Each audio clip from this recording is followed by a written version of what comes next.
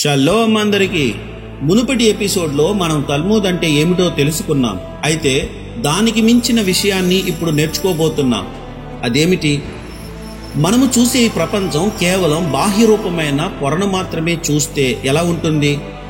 ప్రతి ఆత్మ వెనుక, ప్రతి మాట వెనుక, ప్రతి సంఘటన వెనుక ఏదో లోతైన విషయం దాగి ఉంటే అది ఎలా ఉంటుంది? అదే కబాలా అంటే. ఇదేదో తంత్రమో లేదా మూఢనమ్మకమో కాదు. ఇది తోరా గూర్చిన గూఢమైన విషయాలు. వాస్తవానికి తోరా వెనుక మరుగై ఉన్న ఘనమైన విషయాలు. కబాలా ఏం చెప్తుందంటే, ఈ ప్రపంచం కేవలం సృష్టించబడడం మాత్రమే కాదు, అది ఒక ఉద్దేశం కొరకు క్రమంతో రూపొందించబడింది. కాబట్టి ప్రతి బాహ్యమైన లేదా భౌతికమైన విషయం వెనుక ఆధ్యాత్మికత ఒకటి దాగి ఉంది. అది ఇంకా ఏం చెప్తుందంటే, దేవుడు ఎక్కడో దూరంగా లేరు, ఆయన ప్రతి చోట ఉన్నారు. ఎక్కడో ఆకాశంలో మాత్రమే కాదు, ప్రతి సమయంలోనూ, ప్రతి చోట, ప్రతి ఒక్కరిలో ఉన్నారు. తోరాను ఒక మానవ దేహంతో పోల్చి చూచినట్లయితే అందులో ఉన్న కథలు మరియు ఆజ్ఞలు బాహ్యపరమైన శరీరమైతే, కబాలా ఏమో దాని లోపల ఉన్న ఆత్మ వంటిది. వెలుగు ఎందుకుంది?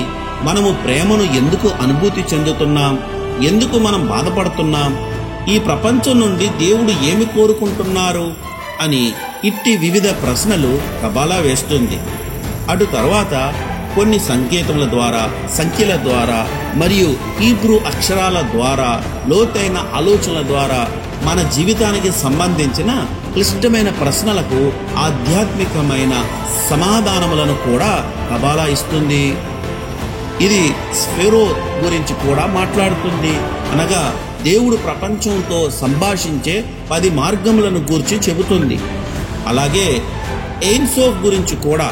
ఎయిన్సోఫ్ అనగా సమస్త ఉనికికి ఆధారమైన అనంతమైన మూలం మరియు ఈ ప్రపంచానికి అతీతమైన ఆత్మ యొక్క ప్రయాణం వంటి ఎన్నో విషయాల గురించి చెబుతుంది. అయితే కబాలా అందరూ చదవగలిగేది మాత్రం కాదు. యూదయ సాంప్రదాయంలో దీనిని తరతరాలుగా మరుగుగానే ఉంచారు. ఆధ్యాత్మికంగా పరిణితి చెందిన వారికిని, వినయ మనసు గల వారికి మరియు తోరానందు లోతుగా అధ్యయనం చేసిన వారికి మాత్రమే బోధించబడింది. ఎందుకంటే గూఢమైన విషయాలు తప్పుడు చేతుల్లో పడితే అది ప్రమాదకరంగా మారిపోతుంది.